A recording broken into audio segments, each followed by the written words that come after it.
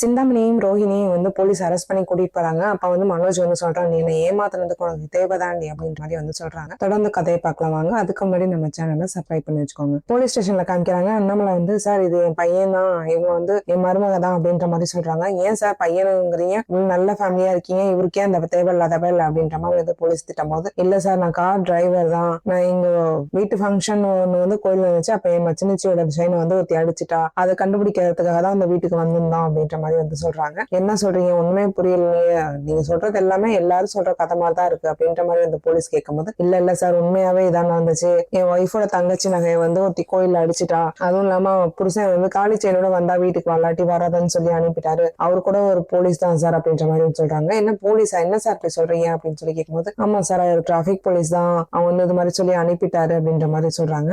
சரி எந்த கோயில் அப்படின்னு சொல்லி கேட்கும்போது எல்லா டீட்டெயிலுமே வந்து சொல்றாங்க. சரி வாங்க அந்த பொம்பளை எப்படியாச்சும் கண்டுபிடிச்சிடலாம் அப்படின்ற மாதிரி கேட்டு அந்த இதுல வந்து கேக்குறாங்க, யார் அந்த பொம்பளை அப்படின்னு வந்து கேட்கும்போது, சார் அது ஒண்ணும் இல்ல சொர்ணாதான் அப்படின்ற மாதிரி சொல்றாங்க. அவ சாமியார் வேஷம் போட்டு எல்லாரையும் ஊரெல்லாம் ஏமாத்துவாளே அந்த பொம்பளையா, போன வாரம் தான் அடிச்சு அனுப்புனேன் அப்படின்ற மாதிரி வந்து சொல்றாங்க. உடனே வந்துட்டு, ஆமா சார் அவதான் வந்து இப்பதான் காலையில போன் பண்ணா வரேன்னு சொல்லியிருந்தா அப்படின்ற மாதிரி வந்து அந்த பொம்பளை சொல்லுது. உடனே மீனா வந்துட்டு, சார் அவர்கிட்டதான் வந்து என் தங்கச்சியோட நகை இருக்கு, அதுவும் இல்லாம அவளால என் ஃபேமிலியில ரொம்ப பெரிய பிரச்சனை நடந்திருக்கு, இதுக்கெல்லாம் வந்து அவ நேர்ல வந்து எங்க அத்தை கிட்ட சொன்னா மட்டும்தான் வந்து எங்க அத்தை நம்புவாங்க, சாமியார் வேஷம் போட்டு எங்க ஃபேமிலியை ஏமாத்திருக்கா சார் அப்படின்னு வந்து சொல்றாங்க. என்னமா சொல்றோம், உங்க மாமியார் ரொம்ப முட்டாளா இருக்குமோ அப்படின்ற மாதிரி சொல்றேன். இல்ல சார் அது இல்ல, அவங்க கொஞ்சம் மூட நம்பிக்கை இருக்காங்க அதனாலதான் அப்படின்ற மாதிரி வந்து சமாளிக்கிறாங்க. முத்து அண்ணன் சார் அவ வந்து சொன்ன சாயந்தரம் வந்து சொர்ணா வந்து வரதா சொல்லி இந்த அம்மா தான் சொன்னுச்சு, நம்ம அதே வீட்டுல போய் நின்றாதான் அவளை வந்து பிடிக்க முடியும், அவ ரொம்ப கேடி சார் அப்படின்னு வந்து சொல்றாங்க. சரி அது மாதிரியே பண்ணுவோம், அவ வீட்டுக்கே போய் அவளை வர வைக்கிற மாதிரி வர வச்சு பிடிச்சிடலாம் அப்படின்ற மாதிரி வந்து சொல்றாங்க.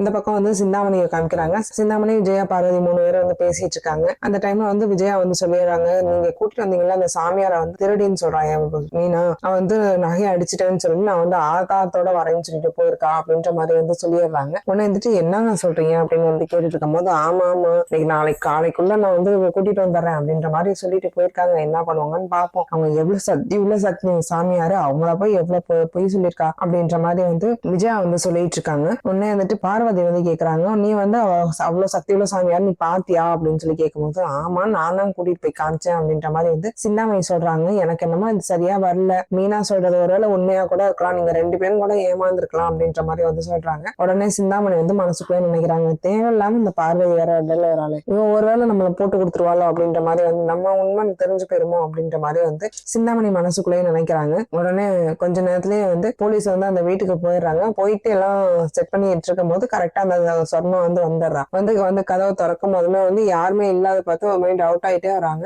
என்ன எப்போதும் வெளில தடிமான பசங்க உட்காந்துருப்பாங்க, இப்போ ஒருத்தனையும் காணும் அப்படின்ற மாதிரி வந்து அவளுக்குள்ளேயே பேசிட்டே வரும்போது கரெக்டா வந்து முத்து வந்து பாத்துறாங்க. முத்துவை பார்த்தோன்னா ஓடுறதுக்குள்ள போலீஸ் எல்லாமே வந்து சேர்ந்து அரெஸ்ட் பண்ணிடுறாங்க. அரெஸ்ட் பண்ண உடனே வந்து, இப்ப என்னத்துக்கு சார் என்ன பிடிச்சிங்க, நான் என்ன சார் தப்பு செஞ்சேன் அப்படின்னு வந்து கேட்கும்போது, எங்க தங்கச்சி நகையை அடிச்சது இல்லாம நீ என்கிட்டயே திமிரா பேசுறியா அப்படின்ற மாதிரி போலீஸ் வந்து அடிக்கிறாங்க. உடனே உங்க தங்கச்சி நகையா, எனக்கு தெரியாது, அதெல்லாம் தெரியாது சார், நான் ஏன் திருடலாம் அப்படின்னு சொல்லிட்டு இருக்கும் போது கரெக்டா வந்து சொல்லி அவங்க அடிக்கும் போது செயின் வந்து விழுது. சார் இதுதான் சார் என் தங்கச்சியோட தாலி நகை அப்படின்னு சொல்லி மீனா வந்து சொல்றாங்க. சரிம்மா எடுத்துக்கோங்க, எடுத்துட்டு வீட்டுக்கு போய் அந்த பொண்ணுகிட்ட முதல்ல கொடுங்க அப்படின்ற மாதிரி வந்து சொல்றாங்க. உடனே முத்து வந்துட்டு, சார் அது மட்டும் இல்ல, எங்களுக்கு இன்னும் ஹெல்ப்பும் தேவை, இவரோட உண்மையான விஷயத்த பத்தி நீங்களே வந்து எங்க அம்மாட்ட சொன்னீங்கன்னா நல்லா இருக்கும் அப்படின்ற மாதிரி வந்து சொல்றாங்க. சரிம்மா நான் வந்து சொல்றேன் அப்படின்ற மாதிரி ஆளை கூட்டிட்டே போகும் அப்படின்னு சொல்லிட்டு அண்ணாமலை முத்து எல்லாருமே வந்து வீட்டுக்கு போறாங்க. வீட்டுல வந்து விஜயா இல்ல, அங்க வந்து சிந்தாமணி கூட வந்து பேசிட்டு இருக்காங்க. உடனே வந்து விஜயாவுக்கு போன் பண்ணி வர சொல்றாங்க.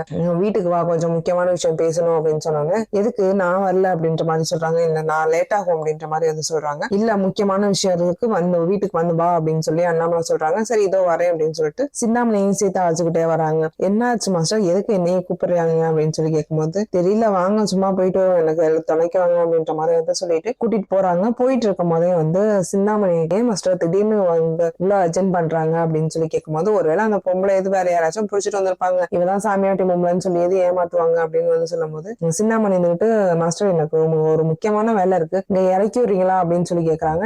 எதுக்குங்க, பரவாயில்ல வாங்க சிந்தாமணி அப்படின்னு சொல்லி கேட்கும்போது, இல்ல அந்த நீத்து வந்து என்ன போன் பண்ணியிருந்தா, ஆர்டர் கேட்டிருந்தா, எதுவும் வேற பிளான் எதுவும் வச்சிருப்பான்னு நினைக்கிறேன், நான் போய் அதை என்னன்னு பாக்குறேன் அப்படின்னு சொல்றாங்க. சரி போய் பாருங்க அப்படின்னு சொல்லி அனுப்பிட்டு இங்க வந்து விஜயா வந்து வீட்டுக்கு வராங்க. வீட்டுக்கு வரும்போதே வந்து அந்த சாமியாட்டி பொம்பளை போன் வந்து அடிக்குது, சொர்ணா போன் வந்து அடிக்குது. யாருன்னு பார்த்தா சிந்தாமணி தான் அடிச்சிட்டு இருக்காங்க. இவன் வந்து எடுக்கவே இல்லை, இவன் என்ன எடுக்க மாட்டேங்கிறா, ஒருவேளை போலீஸ்ட மாட்டிட்டாலும் அந்த முத்துக்கிட்ட மாட்டிட்டாலும் அப்படின்ற மாதிரி வந்து சிந்தாமணி பயந்துகிட்டே இருக்கிறாங்க. அந்த நேரத்துல வந்து சரி ரோஹிணிக்கு முதல்ல விஷயத்த சொல்லிடுவோம் அப்படின்ற மாதிரி வந்து ரோஹிணிக்கு போன் பண்றாங்க. ரோஹிணி எடுத்துட்டு என்ன ஆண்டி இந்த டைம்ல போன் பண்ணிருக்கீங்க அப்படின்னு வந்து கேட்கும்போது அது ஒண்ணும் இல்ல ரோஹிணி, நான் வந்து ஒரு முக்கியமான விஷயம் சொல்றதுக்கு தான் பண்ணேன் அப்படின்னு வந்து கேக்குறாங்க. என்ன ஆண்டி என்னன்னு சொல்லுங்க அப்படின்னு சொல்லும் போது நான் வேணா வீட்டுக்காரப்பா அப்படின்னு சொல்றாங்க. சரி ஆண்டி வாங்க வீட்டுக்கு வாங்க எல்லாரும் பொறுமையா பேசிக்குவோம் அப்படின்ற மாதிரி சொல்றாங்க. சரி அப்படின்னு சொல்லிட்டு இங்க வந்து வீட்டுல ரோஹிணி வீட்டுல வந்து காமிக்கிறாங்க. ரோஹிணி வீட்டுல வந்து சிந்தாமணி வந்து உட்காந்துட்டு ஒரு பெரிய பிரச்சனை ஆயிடுச்சு, நம்ம மாட்டிக்குவோம்னு பயமா இருக்கு அப்படின்ற மாதிரி வந்து சொல்றாங்க. என்ன ஆச்சு ஆண்டி என்ன பிரச்சனை அப்படின்னு சொல்லி கேட்கும்போது அவ வந்து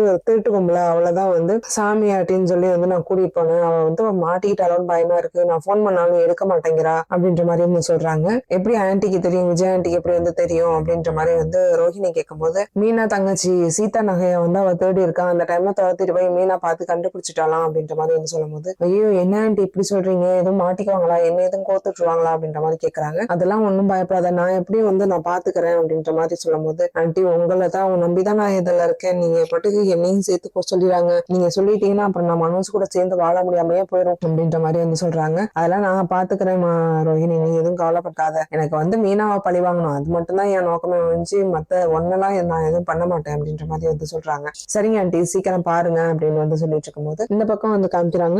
கரெக்டா விஜயா வந்து வீட்டுக்குள்ள நுழையும் போது அந்த சாமியாட்டி பொம்பளை வந்து போலீஸ் பிடிச்சிட்டு அரெஸ்ட் பண்ணி நிக்கிறாங்க. ஐயோ சாமி, நீங்க இவ்வளவு பெரிய சாமி, உங்களை போய் போலீஸ் அரெஸ்ட் பண்ணிருக்காங்க, சார் இவங்க எவ்வளவு பெரிய சாமி தெரியுமா, நீங்க என்ன எதுவுமே தெரியாம இவ்வளவு அரெஸ்ட் பண்ணி வச்சிருக்கீங்க, முதல்ல ரிலீஸ் பண்ணுங்க அப்படின்ற மாதிரி வந்து விஜயா வந்து சண்டை போடுறாங்க. அதை பார்த்துட்டு போலீஸ் வந்து நீ என்னம்மா இவ்வளவு முட்டாளா இருக்கிற, இவ எவ்வளவு பெரிய கேடி தெரியுமா, இவ எவ்வளவு பெரிய திருட்டு பொம்பளை தெரியுமா, சாமின்னு சொல்லி ஊரை ஏமாத்திட்டு இருக்கா, இவளை போய் நம்பி நீ இவ்வளவு நம்பி இருக்க அப்படின்ற மாதிரி அந்த போலீஸ் சொல்றாங்க. இல்ல இல்ல எனக்கு நல்லா தெரியும், இவங்க வந்து நல்ல சாமியார் தான், நீங்க புருஷனுக்கு வந்து ஆபத்து இருக்குன்னு முதற்கொண்டு இவங்க தான் சொன்னாங்க அப்படின்ற மாதிரி வந்து சொல்றாங்க. ஓ இவர் தான் அதுவா, என்ன சார் இப்படி ஒரு பொம்பளை வந்து கல்யாணம் பண்ணி வச்சிருக்கீங்க, ஃபுல்லா ஏமாலியா இருக்காங்களே, இப்படி ஒரு ஏமாலியா இருக்காங்களே அப்படின்ற மாதிரி வந்து போலீஸ் வந்து சொல்லும் போது நாங்க சொல்லிட்டோம் சார், அவங்க கேட்க மாட்டேங்கிறாங்க, நீ வந்து ஆதாரத்தோட சொன்னாதான் உட்பேன்னு சொன்னாங்க, அதனாலதான் அப்படின்னு சொல்லும் போது போலீஸ் வந்து சொல்றாங்க இவங்க வந்து சாமியாடி எல்லாம் கிடையாது, நல்ல சாமியார்லாம் கிடையாது, இவ ஒரு போலீஸ் சாமியார்மா, இவ திருட்டு கும்பல நகையை திருட்டு ஏமாத்திட்டு இருக்கவ, வாரம் ஒரு தடவை போலீஸ் ஸ்டேஷன் போயிட்டு இருக்கவ,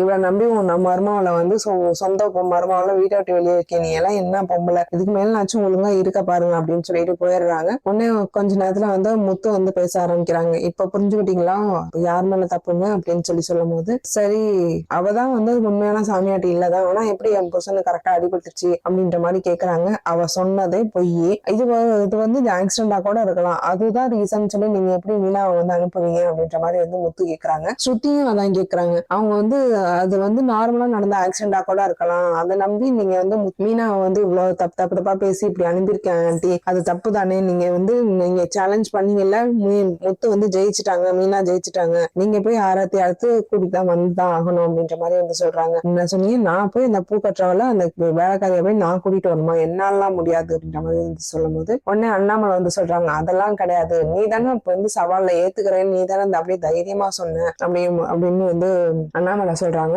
உடனே வந்து மனோஜ் வந்து சொல்றாங்க அப்ப என்ன வந்து சொன்னாலே ரோஹிணி தான் வந்து எனக்கு பொண்டாட்டியா வருவாரு, எத்தனை வாட்டி கல்யாணம் பண்ணாலும் ரோஹிணி தான் எனக்கு பொண்டாட்டின்னு வருவாளு சொன்னிச்சு இந்த பொம்பளை, அப்ப அதுவும் பொய் தானே அப்படின்னு வந்து கேட்டு சந்தோஷப்படுறாங்க. அதை கேட்டுட்டு மீனா வந்து சொல்றாங்க அது எப்படி அந்த சாமியாட்டி பொம்பளை ரோஹிணிக்கு சப்போர்ட்டா பேசுவாங்க அப்படின்ற மாதிரி கேட்கும்போது ஒருவேளை ரோஹிணிக்கும் இதுல சம்பந்தம் இருக்குமோ அப்படின்ற மாதிரி வந்து கேக்குறாங்க. உடனே மனோஜ் கிட்ட இருக்கும், ஒருவேளை ரோஹிணி அரேஞ்ச் பண்ண ஆளாதான் இருக்குமோ அப்படின்ற மாதிரி வந்து சொல்லிட்டு இருக்கும் போது அவ எப்படி ரோஹிணிக்கு தெரிஞ்சவளா இருப்பா, அவ வந்து கூட்டிட்டு வந்த சிந்தாமணி தானே அப்படின்னு சொல்லும் போது அப்ப சிந்தாமணியும் ரோஹிணியும் கூட்டம், அப்புறம் அவங்க ரெண்டு பேரும் பிளான் பண்ணி தான் அந்த மாதிரி பண்ணிருப்பாங்க போல அப்படின்ற மாதிரி வந்து ஸ்ருதி வந்து சொல்றாங்க.